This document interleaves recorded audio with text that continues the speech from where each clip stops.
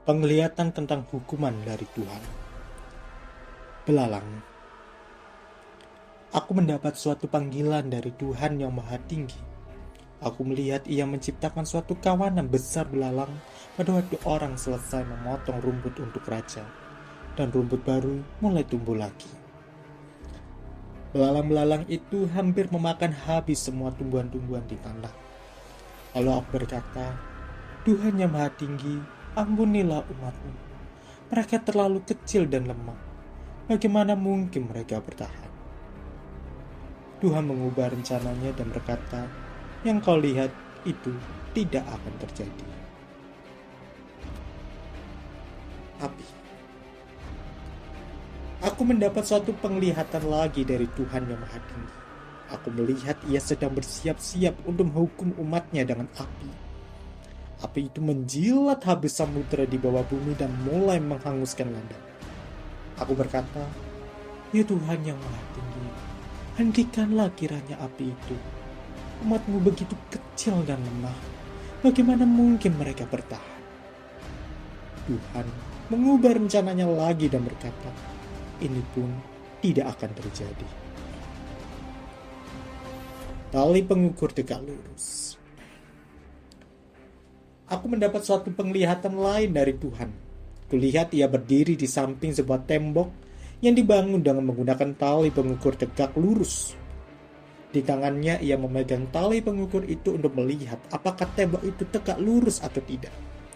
Ia bertanya kepadaku, "Kamu lihat apa, Amos?" Aku menjawab, "Tali pengukur tegak lurus, Tuhan." Lalu Tuhan berkata, "Aku memakai tali pengukur ini untuk menunjukkan bahwa umatku seperti tembok yang tidak lurus. Aku tak akan mengubah rencanaku lagi. Aku pasti akan menghukum mereka. Tempat-tempat yang dipakai oleh keturunan Ishak untuk beribadat akan dihancurkan.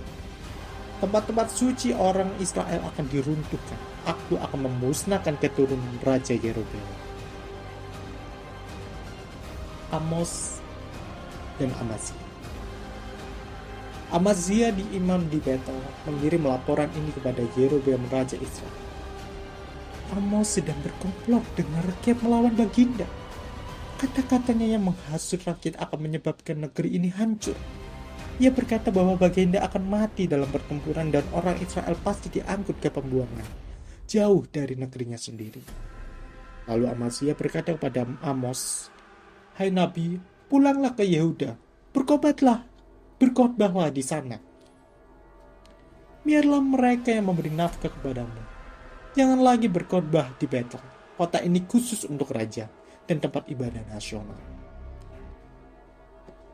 Amos menjawab, "Aku bukan nabi karena jabatan. Sebenarnya aku peternak dan pemetik buah ara. Tapi Tuhan mengambil aku dari pekerjaanku dan menyuruh aku menyampaikan pesannya kepada orang Israel. Maka itu dengarlah apa yang dikatakan Tuhan kepadamu. Karena engkau melarang aku berkhotbah menentang bangsa Israel, Tuhan berkata bahwa istrimu akan menjadi pelacur di jalan-jalan kota dan anak-anakmu dibunuh dalam perang. Tanahmu akan dibagi-bagi kepada orang lain dan engkau sendiri akan mati di negeri orang yang tidak mengenal Tuhan. Penduduk Israel pasti akan diangkut ke pembuangan jauh dari negerinya sendiri."